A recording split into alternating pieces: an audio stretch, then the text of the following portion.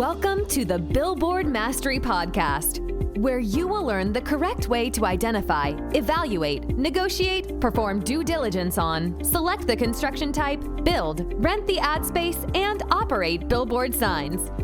And now, here is your host, the guy that built from scratch the largest privately owned billboard company in Dallas-Fort Worth, Frank Rolfe. Most billboards are two-dimensional. LED signs give us that extra spice, taking the two-dimensional ad where it can actually change. But in some cases, there are billboards out there which are three-dimensional. The ad actually extends beyond the confines of that flat plane. This is Frank Rolfe with the Billboard Mastery Podcast. We're going to explore the world of three-dimensional billboards, how they're built, what they cost, and what the net impact can be. Now, the first time I ever did a three-dimensional billboard, it was for Chick-fil-A. They wanted us at Chick-fil-A, putting up this billboard, to put two gigantic three-dimensional cows on the sign. One climbing on the back of the other to paint with a paintbrush, eat more chicken. That was the campaign that Chick-fil-A got off the ground with many years ago. But I had never built anything three-dimensionally on a sign, and I had absolutely no idea how to do this. So I called around other sign companies and said, hey, have you ever built a three-dimensional billboard? And they said, oh yeah, we did once.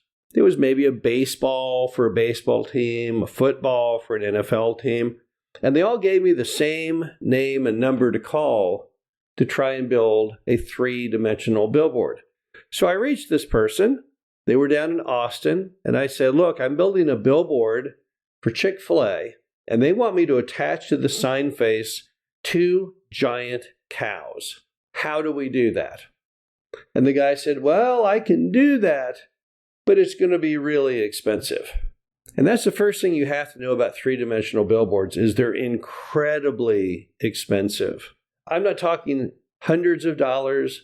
I'm not talking thousands of dollars. You're talking more like tens of thousands of dollars. And here's how they make them. They take giant pieces of foam. These things are huge. And they cut into that foam the basic object that they're trying to create on three-dimensionality.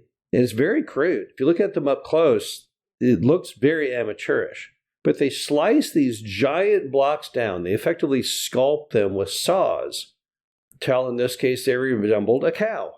And then what do?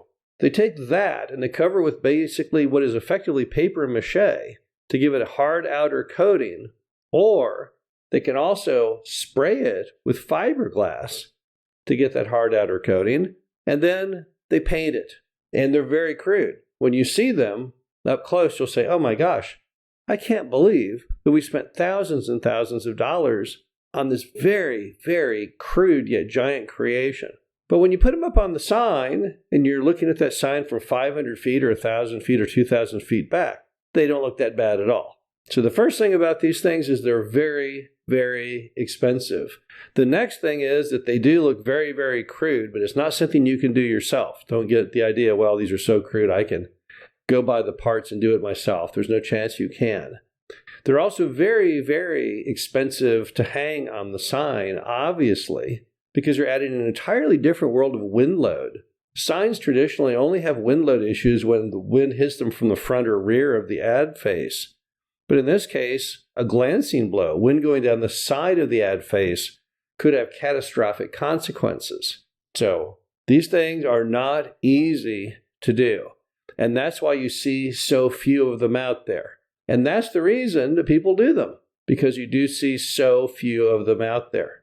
I bet if we got in a car right now and drove every billboard in the United States in one night, we would find out of all those hundreds of thousands of signs, very few that are three-dimensional. In any major city in America, it could be anywhere from Chicago to Los Angeles, you're probably not going to see more than maybe 5 three-dimensional ads out there because they are so very expensive. But at the same time, they can be so very effective. When Chick-fil-A put up their three-dimensional signs, they were all over the media, all over the news. Has anyone seen those giant, humorous cows? My billboard was on the front of the Dallas Morning News. People said, look at these wild Chick-fil-A ad. So people are willing to spend the money often because it is so effective in getting attention and so unique. But yet there are also problems with it. One problem is that it's really, really hard to work around. Your creative can only be in the portion where you don't have the giant three-dimensional object going through. So you're not going to be able to get a lot of verbiage on there, not a lot of pictorial photography on there, because to make sense of doing it, that 3D object is going to have to be huge, probably basically half of your sign. So that can be an issue. And also people tend to get jaded and tired of the things when they've driven them a whole bunch of times. So you kind of get fatigued on that. When we put up the Chick-fil-A cows, they were initially clever, but I'm sure people got tired of the pun, not that far into the future, probably within 30 to 60 days. And yet it was stuck up there like a bad joke or a bad TV commercial on late night TV that basically just annoyed people until it had been up there long enough to justify its cost and then be removed. The bottom line is if the advertiser is not all over you to do a three-dimensional ad, I wouldn't really steer them into it. It's very difficult for you as the sign owner to produce them.